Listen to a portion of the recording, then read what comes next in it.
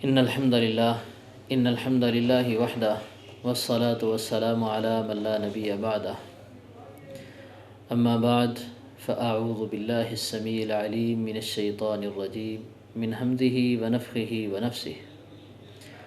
قال الله تبارك وتعالى في القرآن المجيد: وربك الغفور ذو الرحمة لو يؤاخذهم بما كسبوا لعجل لهم العذاب. معزز سامعین کرام، سورہ کہف کی آیت مبارکہ کا ایک ٹکڑا آپ کے سامنے پڑا ہے۔ اللہ رب العالمین سے دعا ہے کہ خالق کائنات ہمیں سمجھنے کی اور پھر عمل کرنے کی توفیق عطا فرما دے۔ رمضان المبارک کا دوسرا عشرہ جاری ہے اور یہ ایام معدودات تیزی کے ساتھ گزرتے چلے جا رہے ہیں۔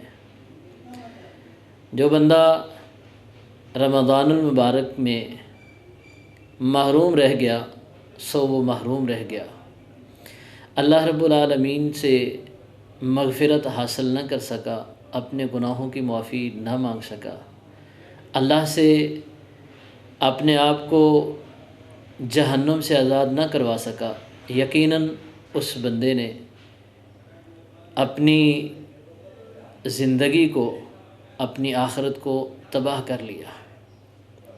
جو آیت مبارکہ میں نے آپ کے سامنے تلاوت کی ہے، اس آیت میں اللہ رب العالمین کی طرف سے اپنے گناہ گار بندوں کو معاف کرنے کا، ان کی غلطیوں کو درگزر کرنے کا تذکرہ ہے۔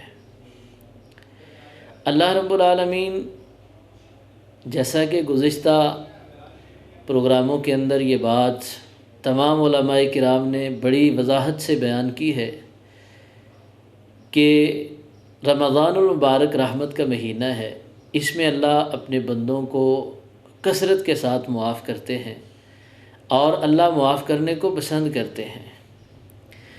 آج کے پروگرام کے اندر جو بات میں نے آپ کے ساتھ کرنی ہے، جو موضوع آپ کے سامنے شیئر کرنا ہے، وہ یہ ہے کہ اللہ رب العالمین رحمت والا رب ہے۔ جب بندہ اس کے سامنے اپنے گناہوں کا اعتراف کر کے توبہ طلب کرتا ہے تو اللہ اپنے بندے کو معاف کر دیتا ہے،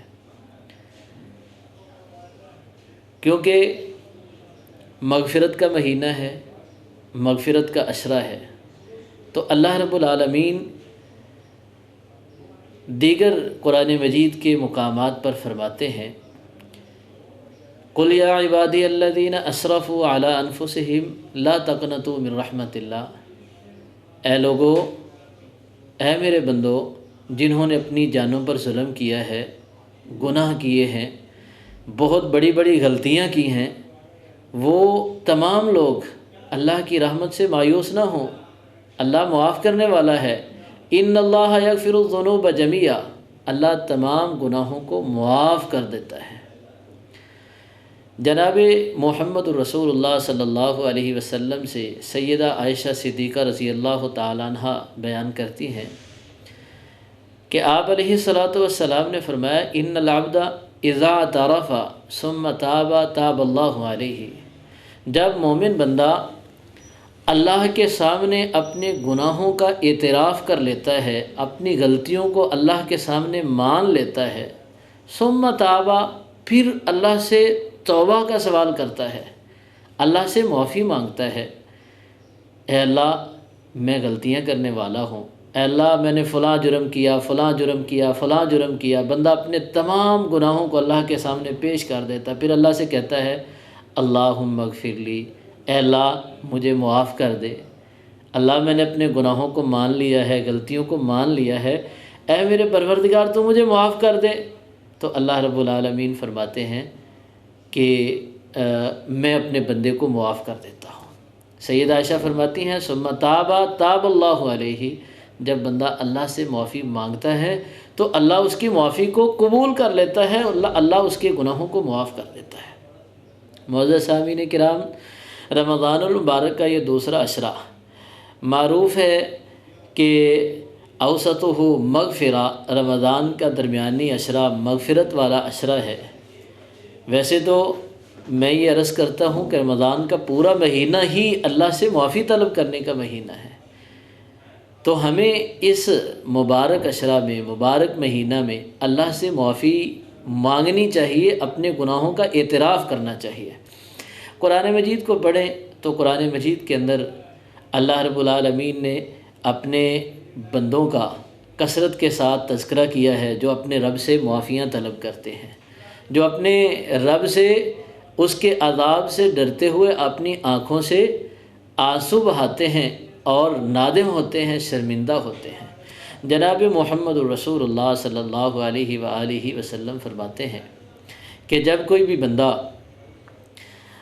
توبہ کرتا ہے، اپنے گناہوں سے رب سے معافی مانگتا ہے، اپنی غلطیوں سے رجوع کرتا ہے، تو اللہ رب العالمین ایسے بندے کا استقبال کرتے ہیں۔ حدیث قدسی ہے، آپ علیہ الصلاۃ والسلام نے فرمایا کہ جب بندہ توبہ کر کے اپنے رب کی طرف چلتا ہوا آتا ہے تو اللہ رب العالمین اپنے بندے کا استقبال کرنے کے لیے اس کو دوڑتے ہوئے اللہ اس کا استقبال کرتے ہیں، اسے اپنی اللہ رحمت کی آغوش میں لے لیتے ہیں۔ اگر کوئی بندہ پکی اور سچی توبہ کر کے دوڑ کر آتا ہے، یعنی تیزی کے ساتھ رجوع کرتا ہے، اپنی غلطیوں کو چھوڑ کر نیکیوں کی طرف قدم بڑھاتا ہے، تو پیغمبر کائنات صلی اللہ علیہ وسلم فرماتے ہیں کہ اللہ رب العالمین ایسے بندے کو دوڑ کر اس کا استقبال نہیں کرتے، ساتھ میں اللہ اپنے دونوں بازو بھی کھول لیتے ہیں۔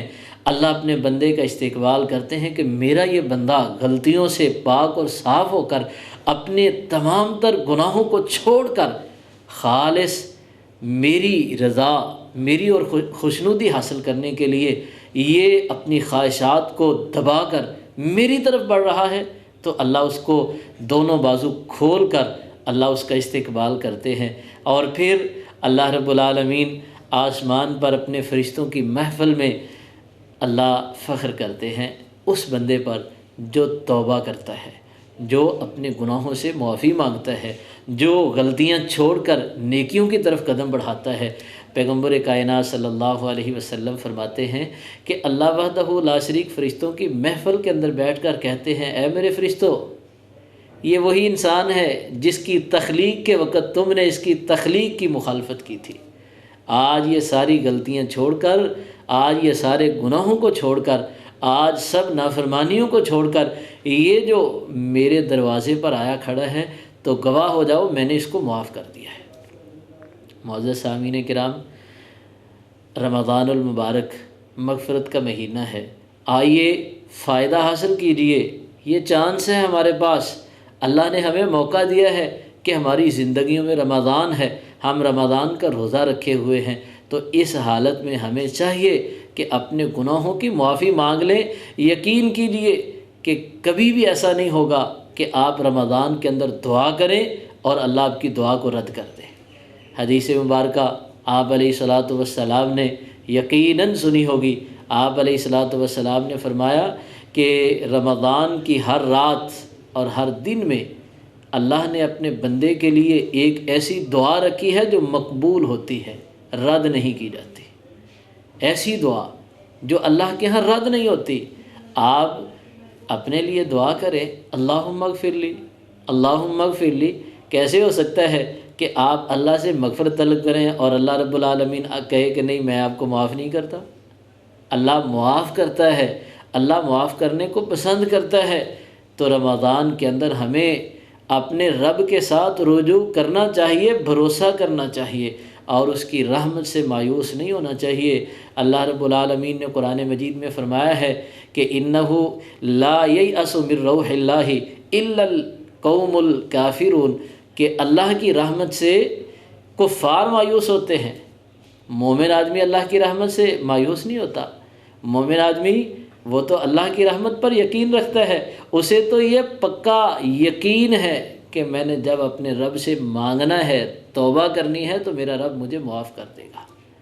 یہ مومن کی شان ہے، یہ مومن کی پہچان ہے کہ وہ اپنے رب سے اسی یقین کے ساتھ مانگتا ہے۔